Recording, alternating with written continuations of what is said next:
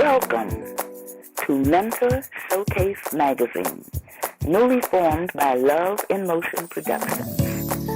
Mentor Showcase Magazine will feature local and national untold stories of those giving back to others.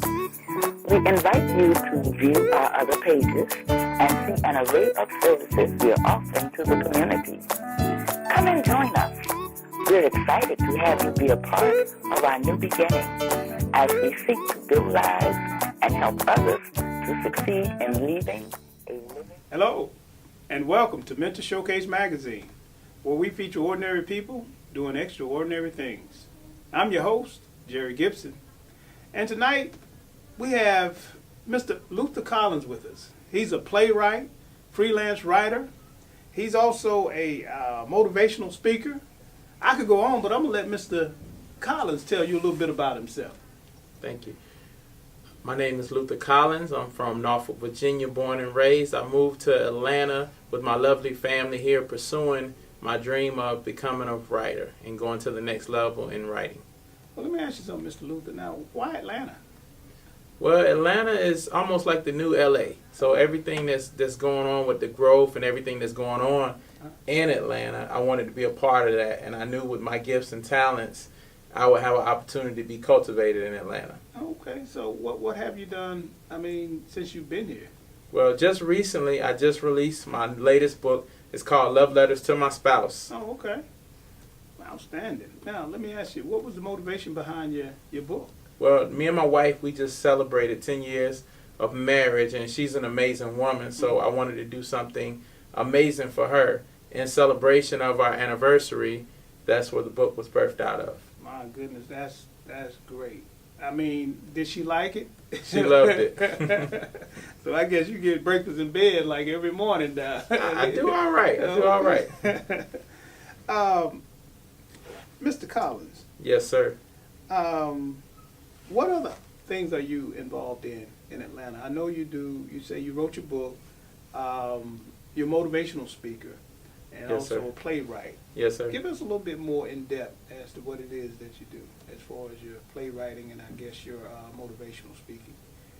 Well, as far as playwriting, right now I'm in the writing phase. I just write. I just do a lot of writing because I've always been told write until something happens. Until that door opens, you continue writing. So as far as the playwriting, I have not written or produced any plays recently. I haven't made any noise in Atlanta so far. I do get a chance every now and then. I get a chance to do motivational speaking. So I have spoken at a few events, and I'll actually be speaking coming up in May in Alabama. Okay. So what's your preparation phase when you're getting ready to speak? Say, for instance, if you're going, and I know it might be different for, say, if you're speaking in front of a high school or if you're speaking in front of, say, corporate America, Yes, sir. What's your prep phase like? My preparation phase is meditation and prayer. Wow. Now, see, that says a lot. Because oftentimes people say, well, I meditate, but they kind of leave the prayer out. You know what I mean? Yes, sir. Yeah, man, that's something. How long would you say you've been doing what you do? I've been writing and just doing creative, I call it creative architect. I've been a creative architect and a writer for at least 20 years. Wow. The term architect, Yes, what made you choose that to kind of pen? I chose that because I try to go outside the box in design and stuff. I have written pilots for movies. I've written plays and produced plays. I've actually written and designed my own greeting cards. I've performed spoken word, gospel hip hop. So the architect part is like the creative genius that's in me. Okay. Now, you say you've actually wrote pilots for movies? Yes, sir. Are there any that we might know of? No, sir. It's some that I'm still working on. Okay. That's behind the scenes. It's still under wraps right now. Okay. Well, like I said, we look forward to having those things come to fruition, you know? Yes, sir. Yeah. When you... Back to your book, Love Letters to My Spouse. You said that started out as a poem? Actually, it actually was an idea that I had in my head that I wanted to do something special for my wife. Okay. So I ended up writing a poem that's in the book. It's called Love Letters. Uh-huh. But it just started out as an idea. Just for our anniversary, I wanted to give my wife something special. So it was actually a gift for her for our anniversary. So it was called Love Letters. Yes, sir. I Okay. wrote it for the world, but it was dedicated to her. Could you give us a little? I'm gonna put you on the spot. Can you Yes, give sir. us a little synopsis or tell us? Let us hear some of your spoken word. Definitely. I can read one of the poems that's in the book. Okay, go for it.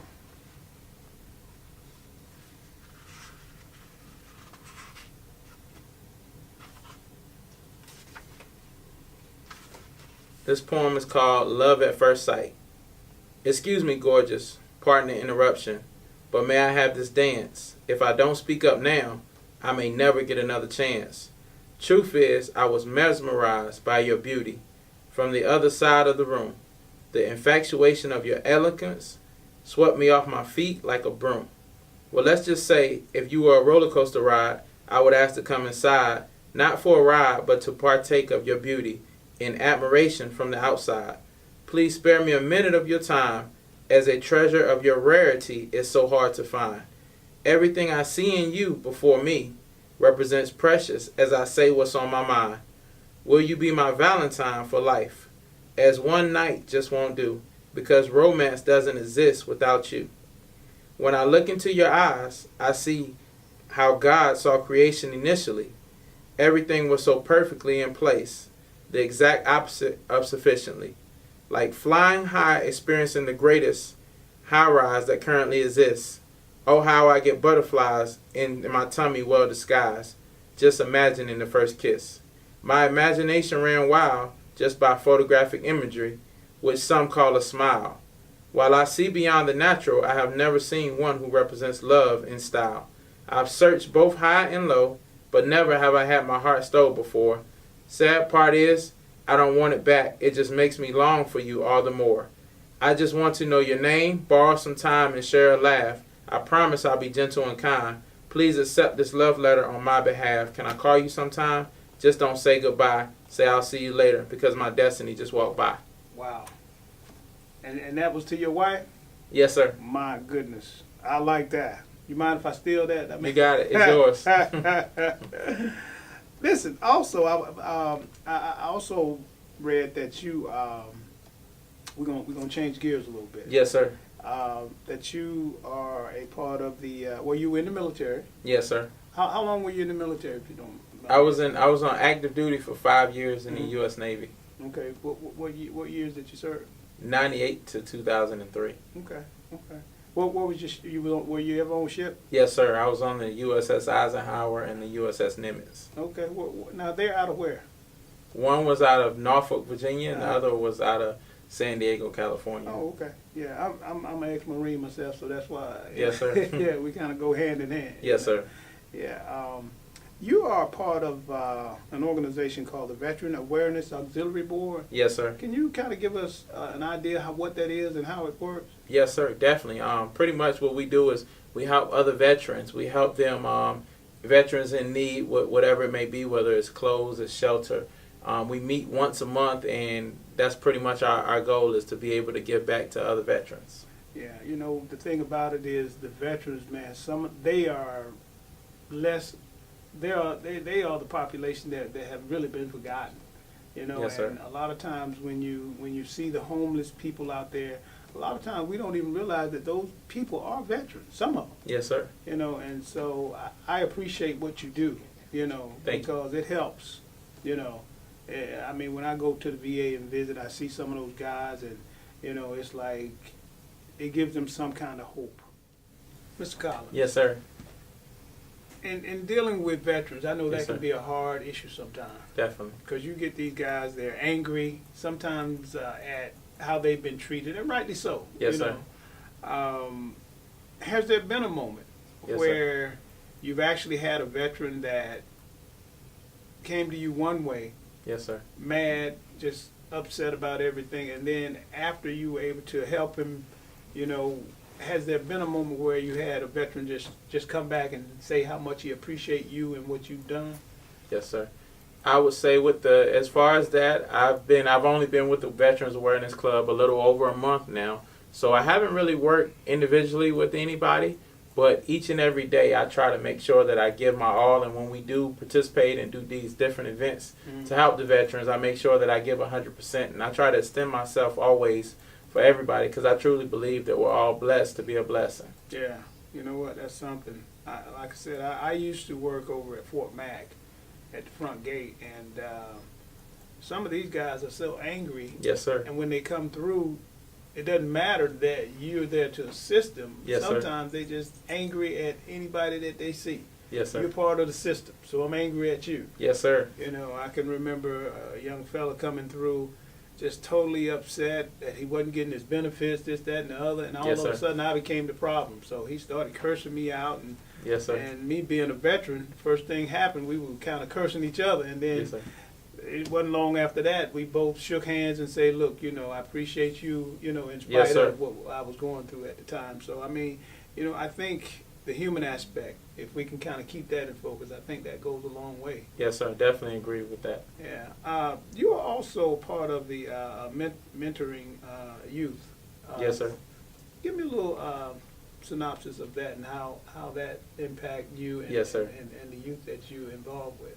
Okay. Well, I started out initially in my church when I was back in Virginia. Mm-hmm. I started out mentoring in the church, and then that carried over to the board, to the citywide board in Virginia, Richmond, Virginia Okay. area. I was on the board. I served on the board at the Youth Advisory Board. And from there, you know, I've had in and out jobs where I've counseled youth and been a youth mentor or a youth advisor to some capacity.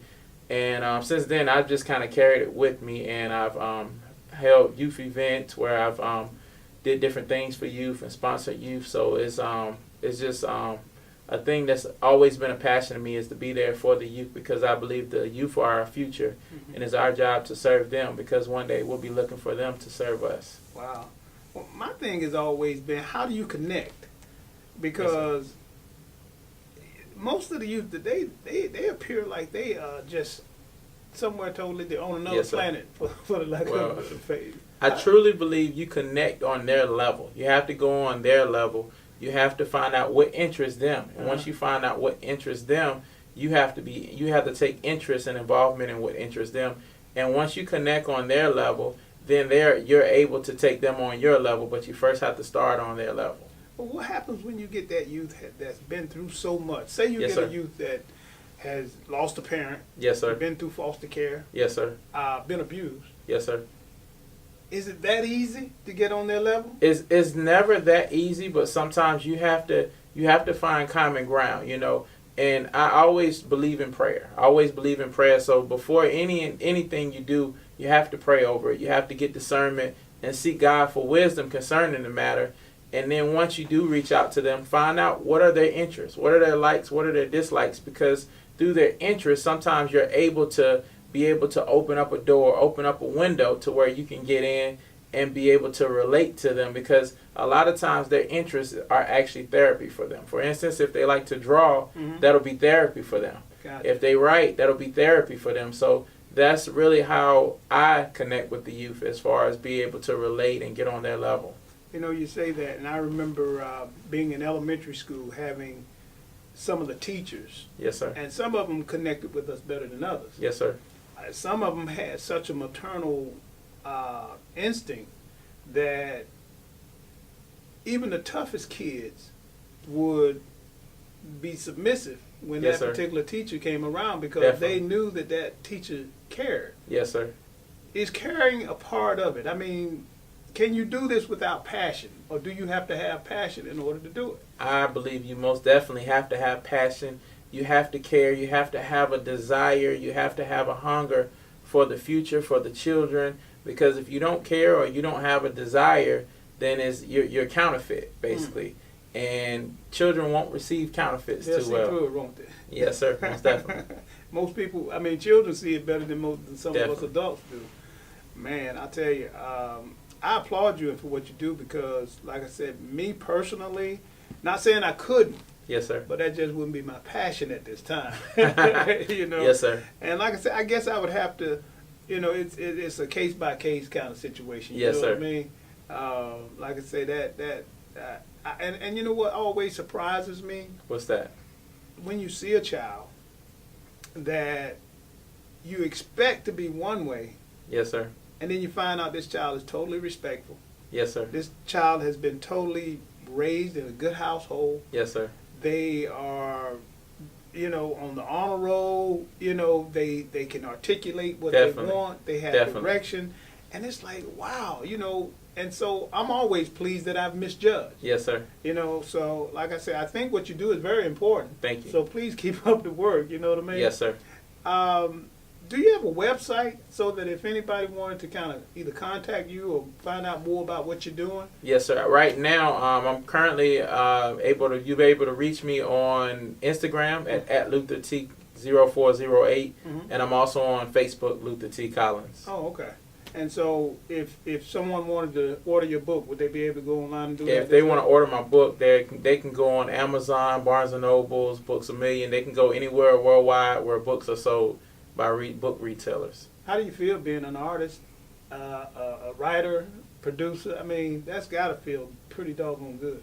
Well, I'm gonna be honest. I just look at it like I'm just an ordinary person. I'm just Luther, and I do what I do because I feel like God gave me ability to go out and inspire the world, and I feel like that's my job. That's my assignment. So it's not like this gratification thing, but it's more of a humbleness. It's more of a I'm just grateful to be able to have this ability to be able to share with the world. Wow. I think if you keep that attitude, you'll go a long way, my friend. Yes, sir. I receive it. Hey, man. I thank you so much, Mr. Collins, Thank for you. your time. Yes, sir. And in 5 years, I'd like to come back and interview you. Yes, sir. And see exactly what you're doing and how you're doing it. Definitely. And for those of you who would like to watch this interview in its entirety, please visit us at MentorShowcaseMagazine.com. And you can also see us on YouTube. Thank you so much and have a good evening.